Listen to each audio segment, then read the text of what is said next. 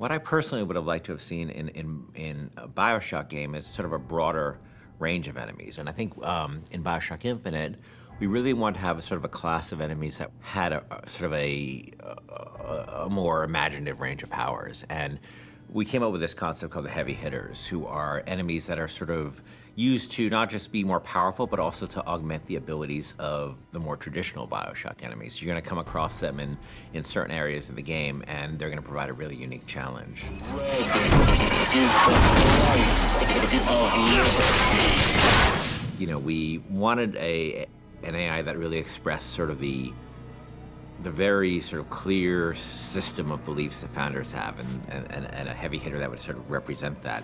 And the Motorized Patriot is sort of the embodiment of that. And they came up with this idea of this creepily motorized, like Hall of Presidents animatronic George Washington. It was specifically the face, specifically this weird, like, porcelain child dolls, you know, poor rendering of George Washington. That kind of clinched it. Everybody saw it and said, okay, we can roll with that. It's one of those rare moments where you kind of all come together and you realize, okay, this is going to work. We're all on the same page here. Let's just move forward with what we got. I can use a turret! On it! Booker, the gear! So the Motorized Patriot, a couple of things make him really special besides the aesthetic of him. One is that he's, unlike most of the enemies, he's completely fearless.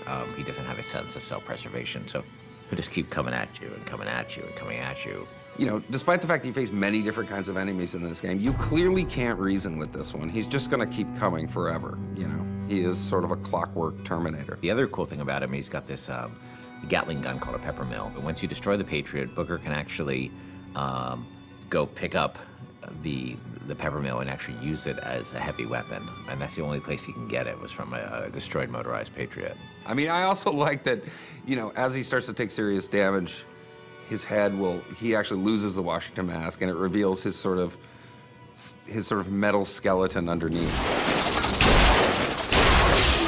The thing I like most about this guy is that I think he's pretty readable as what he does. You know, he's a fairly simple guy. He's not a Swiss Army knife. He's a guy with a big gun, and I think that reads pretty well. He's got this incredible sense of heaviness.